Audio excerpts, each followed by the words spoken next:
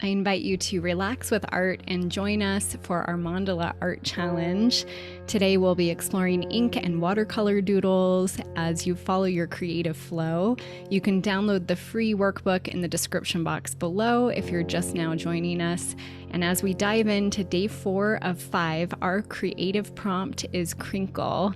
We'll be exploring ink and watercolor doodles as well as intuitive mark making, or I'll be exploring that here in my Mindful Mandala.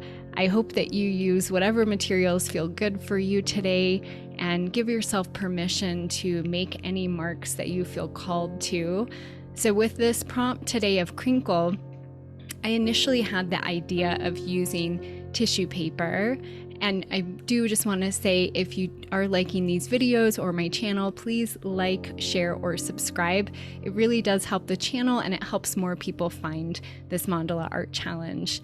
Initially, when I thought of this prompt crinkle, I wanted to use tissue paper. I have another video that demos this, but I wanted to use tissue paper, having that texture from the paint as it bled through the tissue paper, and then doing some ink drawing on top of it. And I realized I didn't have any tissue paper.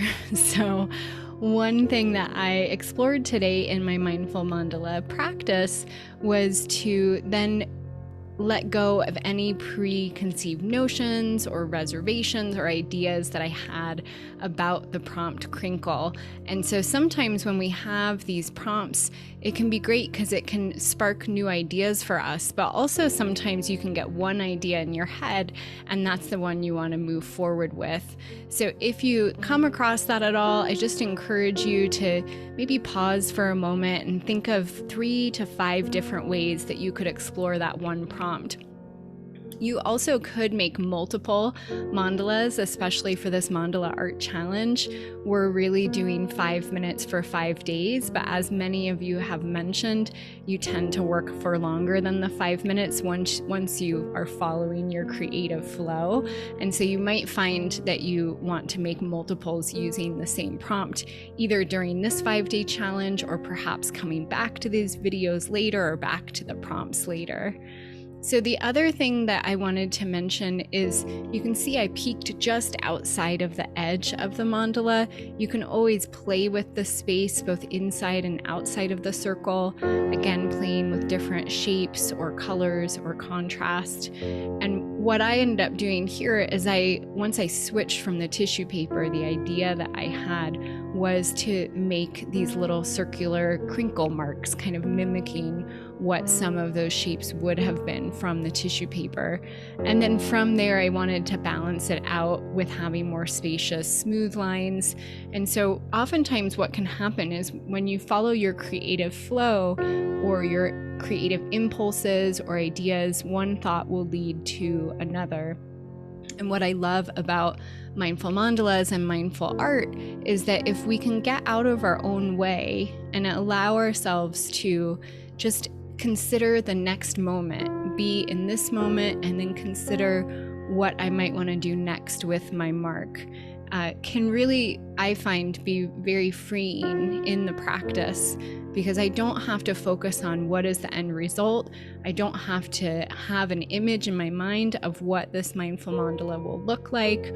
All I need to do right now is be in this moment and notice if I have any judgment or critical thoughts or frustration that arises, as the tissue paper example comes up. I wasn't really frustrated, but I was disappointed from not having that material. So if you notice anything that arises in this moment, simply acknowledging that, similar to how we acknowledge our breath, and then return back to this moment. So returning back to the page and your materials to make any marks that you feel called to.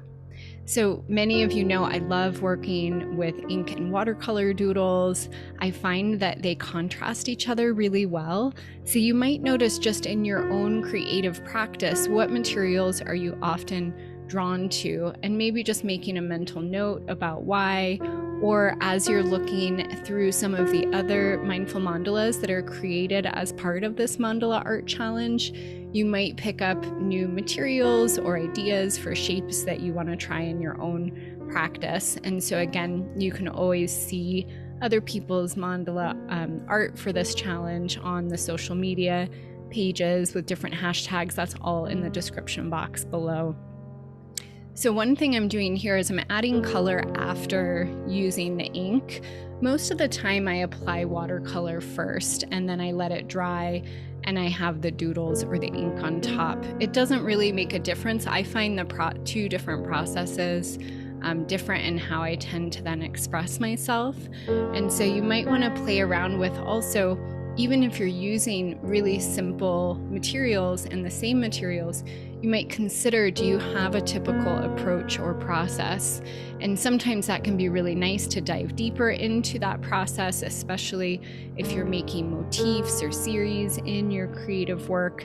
And other times it can be nice to break free of that and just reverse it or try a different method or approach and see how that works for you.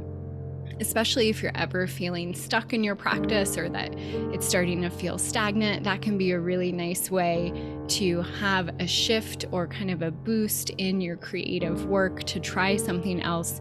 And then maybe you find you're in a bit of a better creative flow. You might just discover some things. And that's what I love about this work is, again, being in the moment and being open to that discovery process. So I did go a little bit over the 5 minutes again today in my practice. I'm curious to hear how it's going for you, if you're seeing any patterns, and I will see you for day 5 of our Mandala Art Challenge.